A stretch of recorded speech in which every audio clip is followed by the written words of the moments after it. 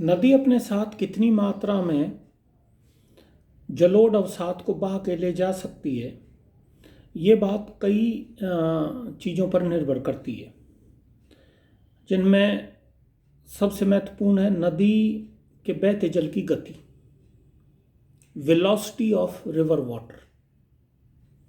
क्योंकि जितनी तेज गति होगी उतनी ही उसकी क्षमता सामान को ले जाने की बढ़ जाएगी और सामान को दूर तक ले जाने की बढ़ जाएगी। दूरी भी इसी बात से निर्धारित होगी और सामान को ले जाने की क्षमता भी इसी बात से निर्धारित होगी कि जो पानी बह रहा है उसकी गति क्या है।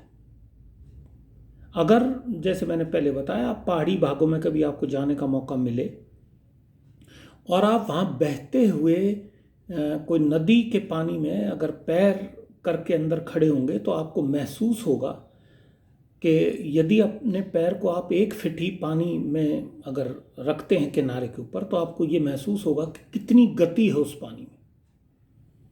आपको ये महसूस होगा कि ये पानी आपके पैर को उखाड़ देगा, आप खड़े नहीं रह पाएंगे, इतनी स्पीड होती है उसके अंदर।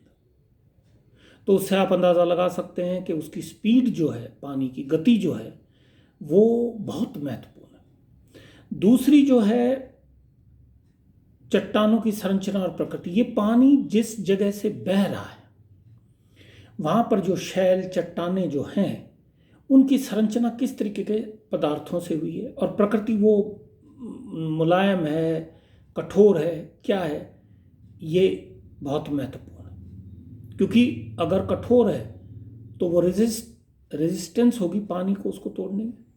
अगर कठोर नहीं है तो पानी उसको आसानी से बहता हुआ जल नदी का तोड़ पाएगा। तीसरा, नदी का जो पानी है उसके अंदर किस तरीके के लवण और रसायनों की मात्रा है। जैसा कि आपको बताया कि जो पानी के अंदर विद्यमान रासायनिक तत्व हैं वो अपने संपर्क में आने वाली चट्टानों के रासायनिक पदार्थों के साथ, खनिजों के साथ रासायनिक क्रिया करके उनको अपने साथ घोल सकते हैं, यदि इस तरीके के पदार्थ उसके रास्ते में पड़ते हैं। तो ये भी अपने आप में बड़ा महत्वपूर्ण है। और चौथा है नदी में जलोढ़ की मात्रा, आकृति और उसका भारीपन। इसको थोड़ा सा विस्तार से समझने की जरूरत है। पानी की गति, जलोढ़ की मात्रा, जैसे जैसे उसके अंदर अवसाद और मिट्टी, कंकड़, पत्थर बढ़ते जाएंगे उतनी ही उसकी स्पीड कम होती चली जाएगी। और यदि ये बहुत ज़्यादा मात्रा में उसमें है तो वो एक नदी का रूप ना लेके एक मटमीले मिट्टी युक्त ऐसे एक नाले की शेप ले लेगा, जिसको आप पानी नदी तो नहीं कहेंगे, आप ये कहेंगे कि मड फ्लो है, वो कीचड़ का एक फ्लो है उस तरीके से। और वो फ्लो जो होगा, वो जो बहाव होगा, वो उतना तीव्र नहीं होगा जितना पानी में जैसे जैसे जलोढ़ की मात्रा, इसको आप इस तरीके से समझिए, जैसे जैसे उसके अंदर जलोढ़ की मात्रा बढ़ेगी उसकी गति घटेगी। तो एक हद तक उसके अंदर जो अवसाद हैं वो उसकी अपर्दन करने की क्षमता को बढ़ाते हैं, लेकिन एक स्टेज से अगर वो बहुत अधिक हो जाते हैं तो उसकी स्पीड, उसकी गति उससे कम हो जाती है और उतना ही उसकी अपर्दन करने की क्षमता भी कम हो जाएगी और परिवहन करने की क्षमता भी कम हो जाएगी, उस सामान को ज़्यादा दूर तक नहीं ले जा पाएगी। और ये शायद उत्तरकाशी और इसके अंदर जब ये बद्रीनाथ और इसमें वो आया था तो टीवी पे आप लोगों को अगर देखने का मौका मिला हो तो किस तरीके से कितना मटमैला पानी एक नदी के रूप में, नदी तो नहीं कहेंगे, एक नाले के रूप में जिस तरीके से गिर रहा था, तो वो उस दौरान टीवी और मीडिया के ऊपर काफ़ी प्रकाशित हुआ था। तो ये 4 तरीके हैं जिससे नदी का जो परिवहन क्षमता है वो प्रभावित होती है। जितना नदी का अपर्दन कार्य, घाटी विकास, झील, प्रपात, नदी सोपन, रिवर टेरेस और बाकी तरह की जो आकृति वो पर्वतीय क्षेत्रों में बनाती है, उसी प्रकार वो जब निक्षेपण का काम करती है तो बहुत महत्वपूर्ण आकृतियों को जन्म देती है, महत्वपूर्ण आकृतियों को जन्म देती है और बहुत विस्तृत रूप में जो आकृतियाँ, जो बहुत बड़ी बड़ी संरचनाएं हैं, उनका सर्जन होता है। यहाँ मैं एक और चीज़ आपको बताना चाहूँगा कि जैसे मान लीजिए वी आकार की घाटी, इसके जो ये किनारे हैं, ये दो, ये जैसे जैसे नदी घाटी का विकास होता है धीरे धीरे धीरे धीरे धीरे धीरे बढ़ते जाते हैं, और जब क्षैतिज अपर्दन बढ़ता है तो ये धीरे धीरे पीछे हटते हुए इस तरीके से समतल हो जाते हैं। ये प्रक्रिया सारी कैसे पूर्ण होती है, इसके बारे में अपर्दन चक्र, जिसमें WM डेविस और वाल्टर पैंक जो हैं उनके विचार सबसे प्रमुख हैं फिजिकल ज्योग्राफी में, उसके बारे में अपर्दन चक्र की संकल्पना जब होगी तब उसका जिक्र करेंगे। जिक्र नहीं करेंगे, एक्चुअली उसके बारे में हम लोग पढ़ेंगे। तो जो निक्षेपण का कार्य है ये भी बड़ा महत्वपूर्ण है। अब बात यह है कि नदी निक्षेप क्यों करती है। निक्षेप करने की स्थिति तब आती है, आप इसको बारीकी से समझें, कि जैसे ही पानी की गति क्षीण होनी शुरू होती है, कम होनी शुरू होती है, वैसे वैसे नदी सामान को जो अपने साथ लेकर आई है उसका निक्षेप करना शुरू कर देती है। और ये निक्षेप, अगर आप गंगा के विषय में, गंगा नदी के बारे में देखें तो वो निक्षेप कार्य गंगा नदी का ऋषिकेश जो है उससे भी ऊपर से शुरू हो जाता है और उसका डेल्टा तक ये निक्षेप कार्य होता रहता है किसी न किसी रूप। मतलब जो सामान लेके आई उसका निक्षेपण जो है वो जैसे ही पर्वतीय भाग को छोड़ती है, बल्कि मैं ये कहूँगा कि पर्वतीय भाग में भी जब वो होती है तब भी किसी न किसी रूप में निक्षेप उसका हो रहा होता है। क्योंकि नदी जो घाटी है, अगर वो उसमें निम्न कटाव किसी भी रूप में अगर है, तो वो जो अपने साथ सामान लाई है, जिसको उसने किनारों पर डिपॉजिट किया है, निक्षेप किया है, वो एक दशा के बाद उस अपर्दन कार्य से अप्रभावित हो जाते, क्योंकि आपका वाटर का जो लेवल है बाढ़ के समय को छोड़ के वो उन पदार्थों से नीचे चला जाता है। तो जो वो पहले लेके आई थी, अगर उससे ज़्यादा तीव्र वेग और ज़्यादा पानी उसमें आ जाए तो वो अपने ऊपर के निक्षेपित चीज़ों को बदल सकती है, उसको दोबारा से तोड़ देगी, नया सर्जन कर देगी। नहीं तो वो एक अवशेष के रूप में बच जाएंगे और नदी धारा जो है वो नीचे चली जाएगी। तो नदी निक्षेपण का जो कार्य है वो कई जगह करती है। उच्च पर्वतीय क्षेत्रों में जहाँ वो किसी झील का निर्माण करी, वहाँ भी निक्षेप वो करती है। लेकिन मुख्यतः उसके निक्षेपण की जो आकृतियाँ हैं वो सबसे ज़्यादा मैदानी भागों में, जब वो जैसे ही प्रवेश करती है ऊंचे भागों से समतल भाग में, तब उसका वेग में एकदम कमी आती है। और कमी जैसे आती है तो वो चीज़ों को छोड़ना शुरू करती है। ये चीज़ें वो दोनों जगह छोड़ती है, अपनी पैंदी में भी छोड़ती है, अपने किनारों पे भी छोड़ती है। और जितना बड़ा पदार्थ वो लाई है उतना ही वो जहाँ निक्षेप करना शुरू करती है वहाँ सबसे बड़ा, फिर छोटा, फिर उससे छोटा, फिर उससे छोटा, इस तरीके से क्रमबद्ध तरीके से वो चीज़ों को निक्षेपित करती है।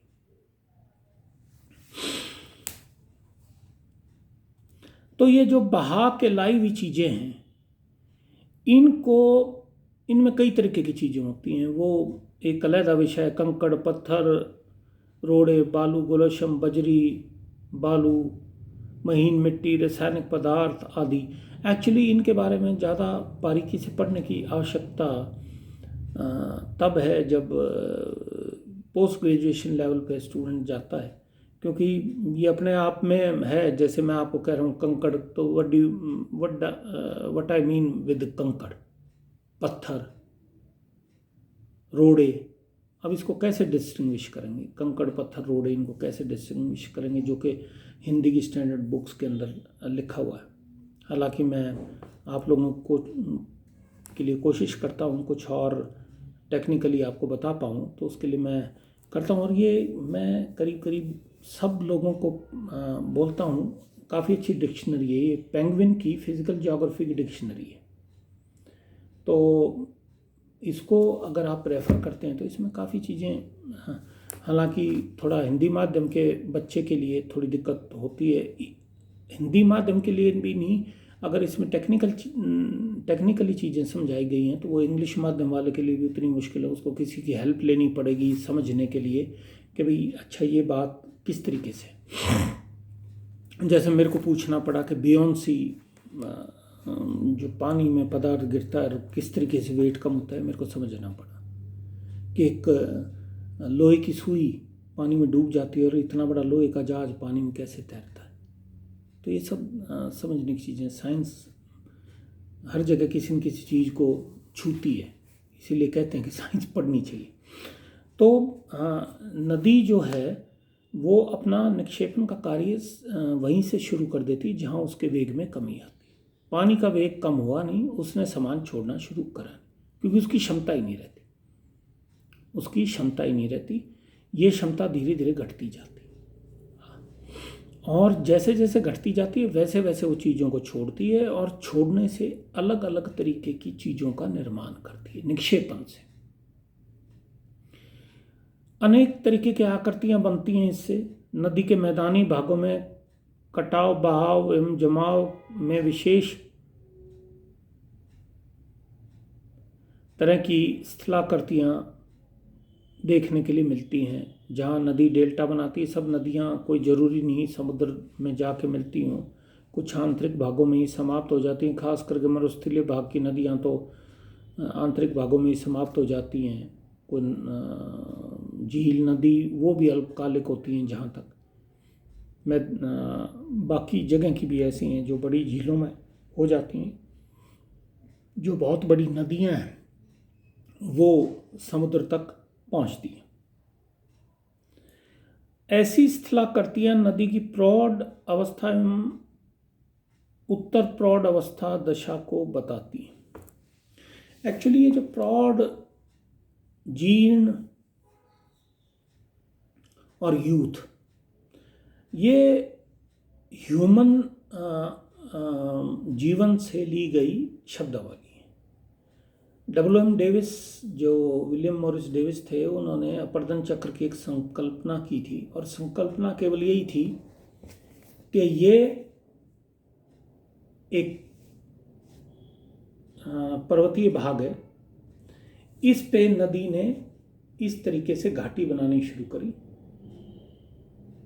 ये चीज़ें चलती गई, घाटी शुरू में गहरी होती गई, फिर उसके जो पार्ट था, जो उसकी तली थी, वो चौड़ी होनी शुरू हुई, क्षैतिज अपर्दन धीरे धीरे, और ये पूरे एक समतल भाग में बदल गई। बात जहाँ से शुरू हुई थी वहीं पे समाप्त हो गई। इसलिए उसको चक्रीय व्यवस्था या साइक्लिक फॉर्म में कहा कि जो चीज़ जहाँ से शुरू हुई घूम के फिर वहीं पहुँच गई। हालांकि पृथ्वी के इतिहास में इस